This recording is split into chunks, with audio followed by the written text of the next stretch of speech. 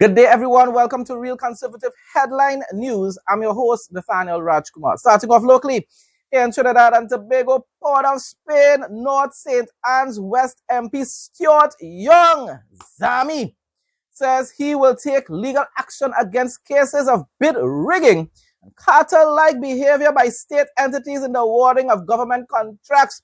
The opposition MP made the comment while speaking with members of the media house outside Parliament, Port of Spain, yesterday. My response: hypocrisy is the non-disclosure $2.7 billion PNM. When PNM patriots commit similar or the same acts, they say it's an honest mistake or, better yet, a glitch.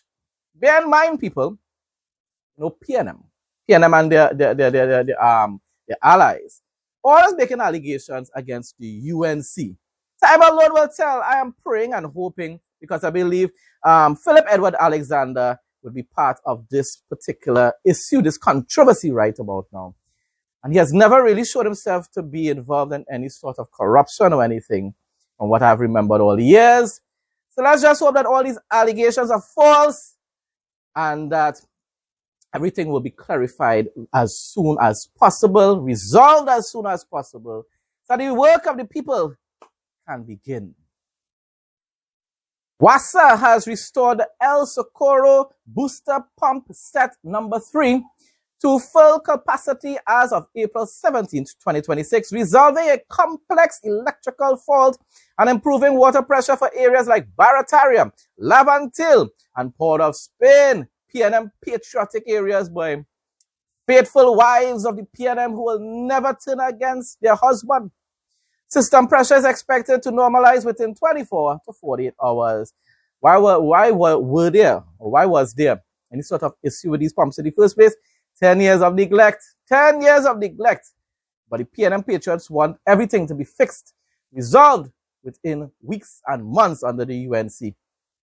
Concurrently, a $60 million improvement program is underway to upgrade infrastructure and address repair needs for pumps serving the Northwest region, including Diego Martin and Maraval, other faithful wives of the PNM.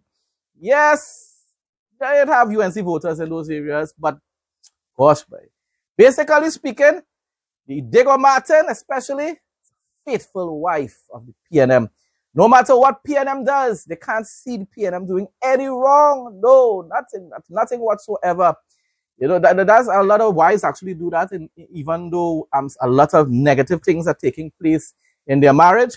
He loves me, and that's why he's doing that. Yeah, PNM real love all your boy.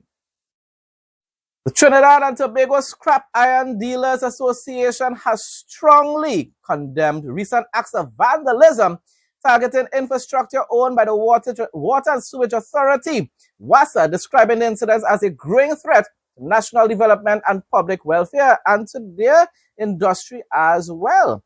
It's shining a bad light on them.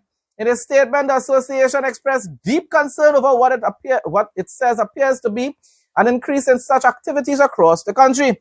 It warned that the trend is both troubling and harmful, particularly as it disrupts essential services and negatively impacts citizens. While investigations into the incidents are ongoing, TTSIDA made it clear that it has no knowledge of any of its members being involved in the criminal acts. However, the association highlighted a long-standing issue within the sector: the presence of individuals and entities operating illegally by purchasing scrap metal without the necessary licenses. TTSIDA is calling on the Trinidad and Tobago Police Service to intensify enforcement measures, including conducting random inspections aimed at identifying and taking action against unlicensed operators. And I would advise as well, conduct random searches in the licensed areas as well, because you don't know, Mr. President of the association, you don't know if some of your members are under law purchasing these items as well. But I support, I mean, you all have to survive, and I support your cause, and I support what you do, right? It's a recycling organization. It's really important, and it's a way of generating revenue. I have nothing against them at all. The association is also urging members of the public to remain vigilant and report any suspicious activities related to the theft or illegal sale of scrap metal. Weather report for Trinidad and Tobago. Sunday, April 19, 2026. General summary. The forecast for Sunday is mostly fair but slightly hazy. There is a 35% chance of light rain to isolated showers, primarily during the morning hours. Nighttime conditions will remain fair but slightly hazy with the possibility of an occasional brisk shower. Saharan dust. A mild concentration of Saharan dust remains in the atmosphere. Sensitive persons are advised to take the necessary precautions. Sea conditions. Moderate with waves in open waters reaching 1.5 meters to 2.0 meters and sheltered areas between 1.0 meters to 1.5 meters. Spring tides are currently in effect. Temperature and heat index. Maximum temperature, 31 degrees Celsius. Minimum temperature, 24 degrees Celsius. Heat index, expected to feel like 34 degrees Celsius. Wind and humidity. Wind, 05 to 35 kilometers per hour from the east to northeast to east to southeast. Humidity, ranging between 65% to 85%. Sun cycles. Sunrise, 5:49 a.m. Sunset, 6:14 p.m.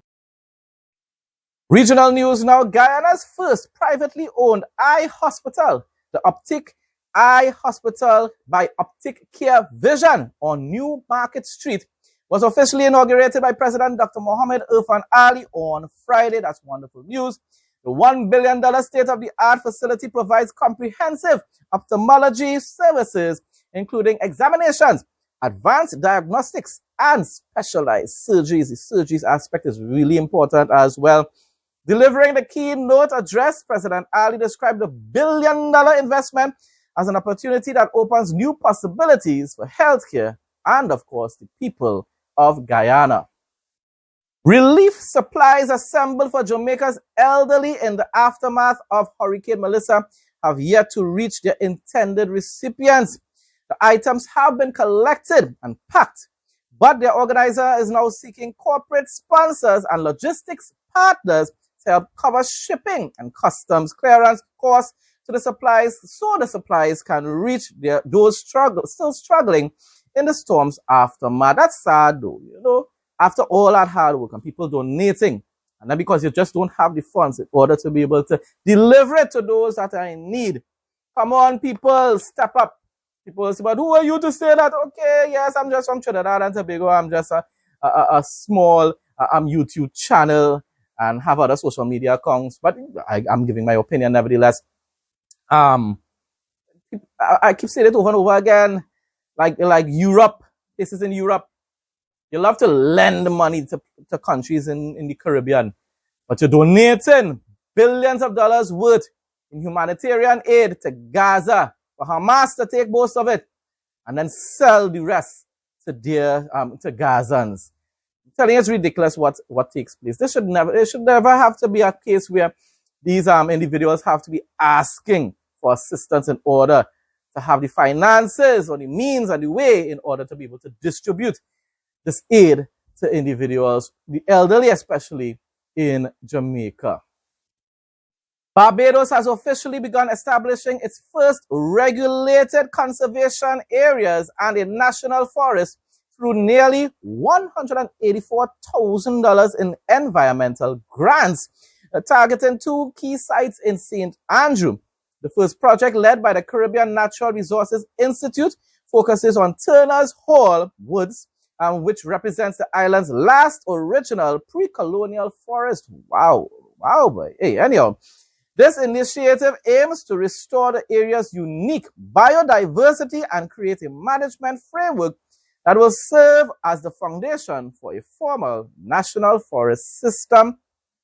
In tandem, the University of the West Indies is spearheading a restoration project at Long Pond to protect its vital dune and wetland ecosystems on the East Coast. By securing these ecological sensitive areas, the grants facilitate a ridge-to-reef conservation strategy that moves beyond simple advocacy towards active, regulated land management. So not just advocate anymore, putting your words into action. Together, these efforts represent a significant shift in the nation's environmental policy, ensuring that its most precious natural resources are preserved for both ecological resilience and future generations. Wonderful news.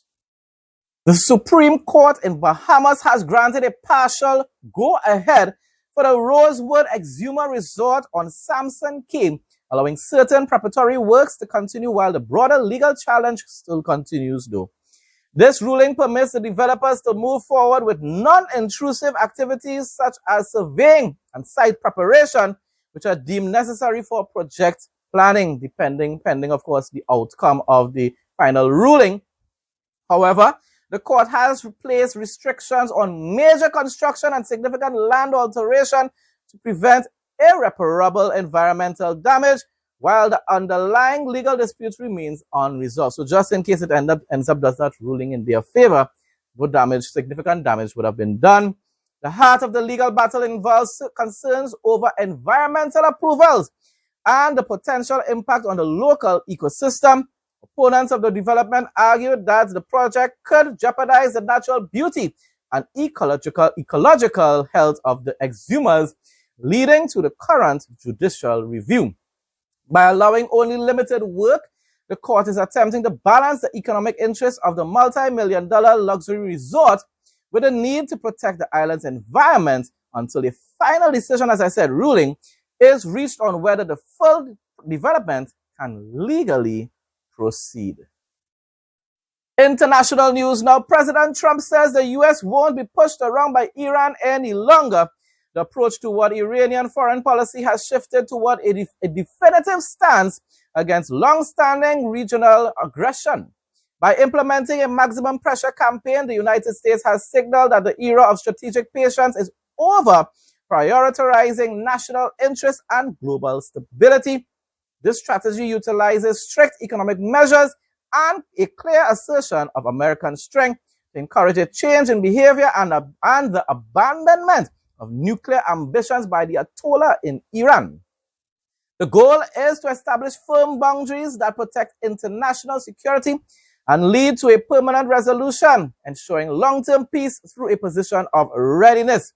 The current strategy focuses on achieving a comprehensive agreement through decisive leadership and a commitment to military preparedness. That's the most important part of it. Still being militarily prepared in order to finish the job, hopefully. There's a strong emphasis on the belief that consistent pressure brings all parties to the negotiating table in a position that favors global security, while maintaining a high level of vigilance to protect vital international shipping lanes like the Strait of Hormuz.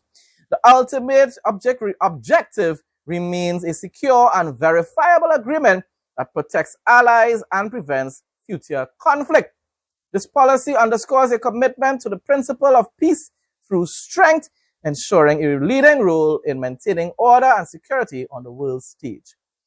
Sadly, after all that is said and done, Trump administration and Trump himself fails to understand that you cannot make arrangements and agreements and negotiations with radical jihadists like the Ayatollah and the IRGC. They will pretend as though they agree, and then within days or hours, they will turn around and say, no, I never agreed to this, I will never agree to that. You need to finish the job. You need to allow Israel to also finish the job in Lebanon. Finish the job. Otherwise, you're just spinning top in mud. Now for the interesting facts segment. Visitors at Beijing Zoo often stop to watch Meng Meng, a beloved giant panda known for quietly sitting and observing people with a calm, thoughtful vibe. Born in 2006, she became one of the zoo's most famous pandas and the mother of several popular cubs. The son, Meng Lang, born in 2015, became an internet star for his playful antics and escape attempts. Oh boy, trying to get out of the zoo. Older brothers Meng Da and Meng Er are also fan favorites. Together, the panda family continues attracting visitors from around the world. Wonderful.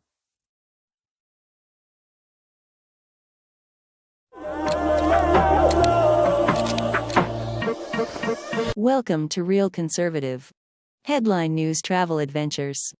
Grand Popo is a serene coastal escape in southwestern Benin, offering a peaceful retreat where the traditions of the Mono River meet the expanse of the Atlantic Ocean. Located roughly 2 hours from the bustle of Cotonou, this town is characterized by its palm-fringed beaches, colonial architecture, and a slow-paced lifestyle that revolves around the rhythm of the tides and the work of local fishermen. The geographical heart of the area is the Bouche du Roi, a beautiful estuary where the river's fresh water flows into the sea. Visitors often explore this landscape by traditional pirogue, winding through mangrove forests that serve as a vital sanctuary for local wildlife. Beyond its natural beauty, Grand Popo is a significant cultural hub. It is home to Villa Karo, a prominent Finnish African cultural center, and remains a deeply spiritual center for voodoo traditions, with vibrant festivals and sacred sites that honor the heritage of the region. For the traveler, Grand Popo offers a blend of relaxation and discovery. Between the months of August and March, the shoreline becomes a nesting ground for sea turtles, supported by dedicated local conservation efforts. While the town's historic buildings, such as the Auberge de Grand Popo, provide a glimpse into its colonial past, the true charm lies in the simplicity of its present, watching colorful wooden boats return with the day's catch, or walking along the quiet, sun-drenched dirt roads. It remains one of West Africa's most authentic coastal destinations, perfect for those seeking both tranquility and a deep connection to Beninese culture. Hope you enjoyed today's video, and we'll see you again tomorrow as our journey around the world continues.